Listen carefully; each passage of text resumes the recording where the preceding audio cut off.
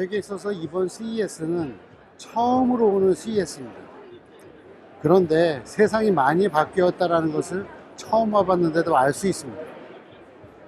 CES, 이 가전을 얘기하는 곳입니다. 근데 이제는 가전이 아닙니다.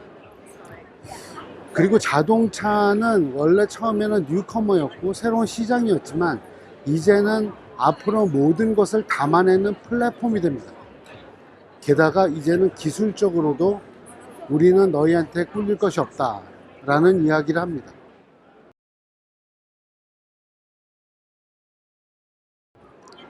보쉬가 이번에 기조연설을 통해서 AI 이야기를 들고 나왔습니다. 만일 지금까지 같은 상황이었었다면 자동차 회사들은 아무리 AI가 발달하고 IT가 발달해도 자동차는 사람이 탈 것이다 라고 하는 고전적인 가치에 대한 이야기를 했을 겁니다. 하지만 보쉬는 전혀 다른 이야기를 했습니다.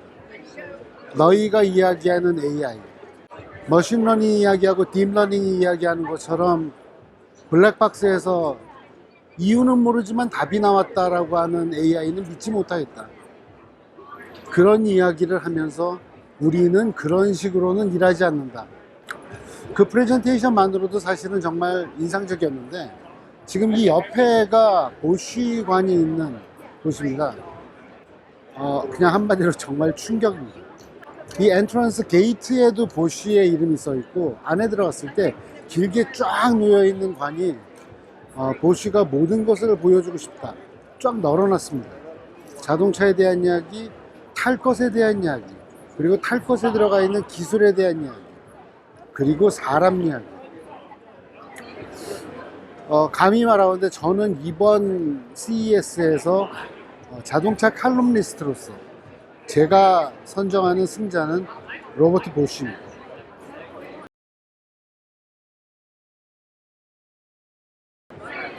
그리고 삼성과 하만의 모습도 상당히 인상적이었습니다. 삼성이 가지고 있는 전자 하드웨어에 대한 기술, 그리고 통신, 그것을 하만이 가지고 있는 커넥티비티 솔루션과 그 엔터테인먼트 노하우와 제품들, 이것을 연결을 해서 인터랙티브 칵핏을 만들고 그 칵핏을 어떻게 사용을 하면 더 좋을까 라고 하는 노하우를 녹여냈습니다. 이번에 보여준 칵핏에는 8개의 디스플레이가 적용이 되는데 그것을 모두 관장하는 것은 엑시노스 오토로 이루어진 시스온칩 컨트롤러 하나였습니다. 자동차 회사들이 컨트롤러 에어리어 네트워크나 모스트, 플렉스레이와 같은 네트워크를 통해서 개별 컨트롤러들을 연결을 해서 문제를 해결하는 그런 것을 취하고 있는 반면 프로세서 파워의 강점을 가지고 있고 메모리의 강점을 가지고 있고 아키텍처의 강점을 가지고 있는 삼성은 그것을 자신의 강점을 통해서 해결합니다.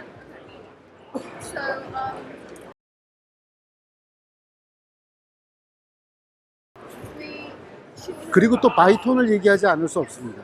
이번에 모든 프레스 컨퍼런스의 시작을 열었던 것이 바이톤입니다. 바이톤은 참 특이한 존재죠.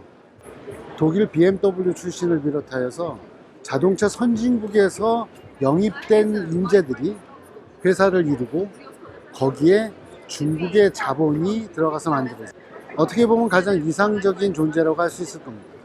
그 회사가 그동안 정말 여러 번의 딜레이가 있었는데 이번에 결국은 완성형 생산을 바로 눈앞에 두고 있는 모델을 내놓았습니다.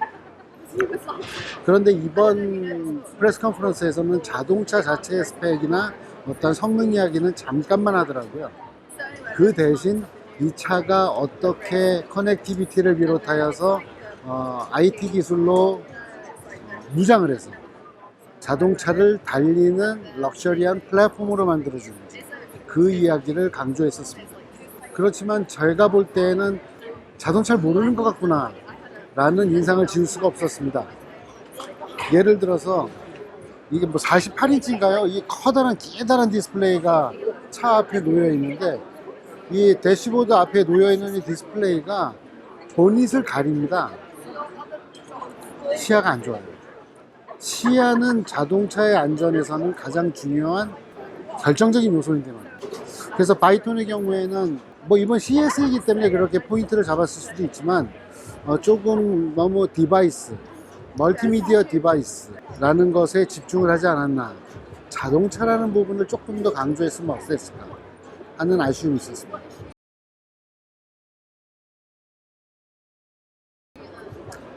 그리고 마지막으로 현대자동차를 이야기하겠습니다.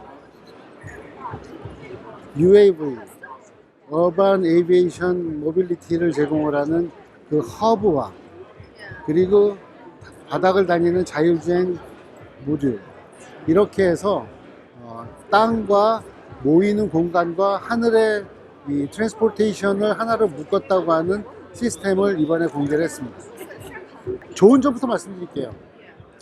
좋은 점은 자동차 회사 혹은 항공기 제작사들이 지금 양쪽에서 이 하늘을 나는 자동차 쪽으로 접근을 하고 있거든요. 서로 잘하는 것부터 이렇게 접근을 합니다.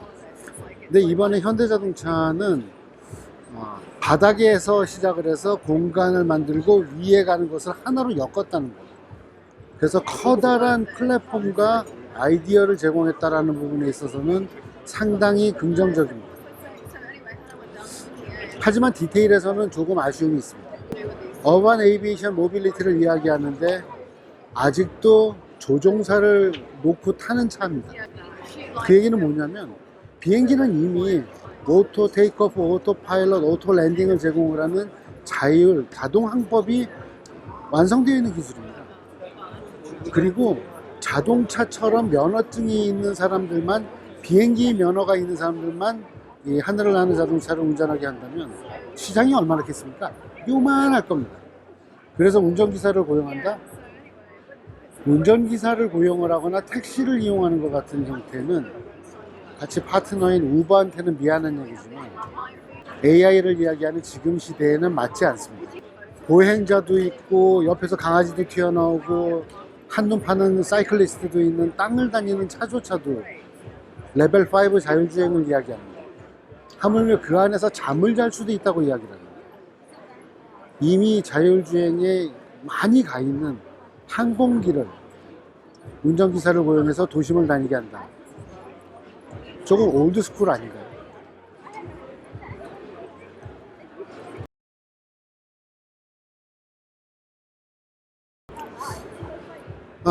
그리고 마지막으로 하나 말씀드리자면 현대차 꽤 잘했죠. 삼성전자 CES에서는 왕입니다. 그리고 SK는 SK그룹 전체가 다 왔습니다. 배터리도 있죠. 이노베이션 뭐 많아요. 통신도 있죠. 그리고 두산도 나와 있었고 뭐 많습니다.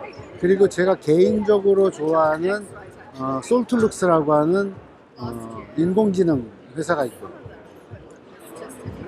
우리나라의 역량들이 좀 하나로 모일 수 있는 그러한 자리가 있었으면 정말 좋겠습니다. 이 사우스홀의 홀 3하고 4 이 위층에는 나라마다 국가관들이 만들어져 있었습니다. 그 국가관들 속에는 한국관이 없었어요.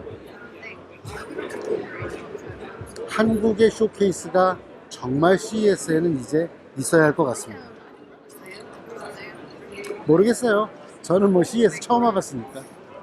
하지만 이해해 주시고 제가 느낀 점 그대로 말씀드렸습니다. Korea Future Automotive Industry INC, 이것이 지금 가장 필요한 겁니다. 각계격파 당하기 전에 모아서 진격합시다. 지금까지 CES가 열리고 있는 라스베가스에서 라페터의 나윤석이었습니다. 감사합니다. 아이고 다 했다.